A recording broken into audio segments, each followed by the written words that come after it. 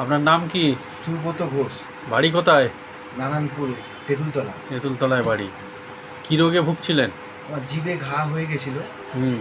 তা সুবি হালদারের কাছে গেছিলাম। আচ্ছা। তা সেখানে দুবার গিয়ে ঠিক হয়নি। হুম। তারপরে আমার একটা বন্ধুর থেকে খবর নিয়ে হুম। এই ডাক্তারবাবুর কাছে এসেছিলাম। গলায় ঘা হয়েছিল? গলায় অনেক কিছু ওষুধ লাগিয়েছিলেন? কিছু ওষুধ মলম লাগিয়েছিলাম। অনেক পয়সা খরচা করেছিলেন? অনেক পয়সা খরচা হয়েছিল। ইএনটি দেখিয়ে? ইএনটি দেখি, হ্যাঁ। সে কমেনি আমার। আচ্ছা, তারপর বলেছিল ওখান থেকে মাংস নিয়ে বায়োপসি করতে হবে? বায়োপসি করতে হবে। আচ্ছা। তা সে নিয়ে পরীক্ষা করতে হবে, পরীক্ষা করে নিয়ে তারপরে ট্রিটমেন্ট চালু হবে। তা আমরা এখান থেকে চলে এসে আমার একটা বন্ধুর কাছে খবর পেলাম।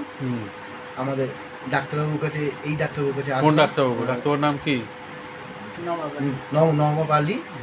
এই সুরক্ষা হোমিও ক্লিনিকের? এই কাছে এসে আমি ডাক্তারবাবুর কাছে এসে খুবই ডাক্তারের ওষুধপত্র খেয়ে সুস্থ। আমি এখন পুরো ভালো তো? সুস্থ।